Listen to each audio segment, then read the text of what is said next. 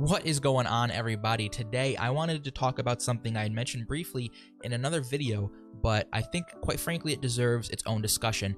Now that is one particular explorer that I think in their current state is going to be extremely strong in casual play sessions and quite possibly a meta pick if we do ever see a competitive scene spark up for this game.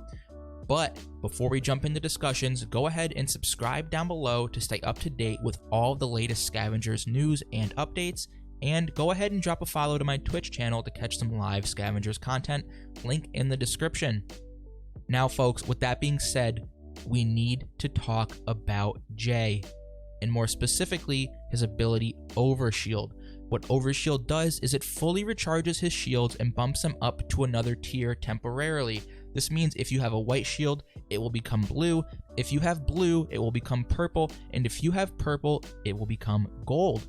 Now up front, I'm sure you're thinking this seems pretty good. You can pop the ability right before a fight for that extra bit of armor. Well, you'd be wrong. What I think experienced players will do once they realize what I've realized is they will wait until their shield completely breaks and then they will pop their Overshield, fully recharging their shields and bumping them up to the next tier. Now, to highlight how strong this ability is going to be when used correctly, let's lay out a scenario where Jay has purple armor. Now, purple armor has 125 armor points, which is already a lot. Now, let's say he's in a fight with purple armor and he waits for his shield to break. He then pops his ability, instantly giving him full gold, which has 140 armor points. This means that you tagged Jay for 125 armor. He pops his ability, getting back 140 armor. You add those two together, folks, that means you will need to hit him for 265 armor before you even touch his flesh. I will say it again, 265 armor before you touch his flesh. That is more than double what any explorer can ever get in this game.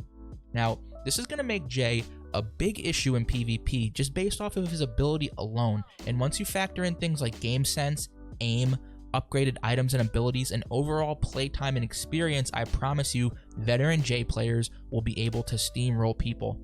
When you also take into account his signature weapon, the Maverick Halberd, and the fact that melee kills with Overshield active make him stronger and faster, Jay is going to be a PvE madhouse. It will allow him to solo some of the tougher data point areas on his own while his teammates go and do other things. Maybe they're collecting ammo, doing scrap runs, or just collecting data points somewhere else. And in terms of PvP, he will be able to play much more aggressively, whether it be in your face with a melee weapon or standing at range using a firearm. And one thing I do want to highlight here is there is counterplay to Jay. He is not going to be unstoppable, and the point of the video is not to say that he is OP. He is just extremely strong at the moment. And now, one of the hard counters to Jay is going to be Letty because of her EMP blast. It will disable his Overshield as well as push him away, making it hard for him to get any melee hits, as that melee is essentially going to be ineffective, and when he's closing the distance, you're going to be able to get some shots on him. Another explorer that I think is going to be able to counter Jay, while not as efficiently as Letty, is going to be Tarek. Now, Overshield only lasts for so long, so if you can trap Jay inside of a Tarek stun trap and get some shots on him, you're going to let the timer on the Overshield run out and you're going to find yourself in a much better position. That being said, team shotting and positioning are also going to play a role into the effectiveness of Jay's Overshield. But with 265 armor, I think there is going to be some room for error on Jay's end.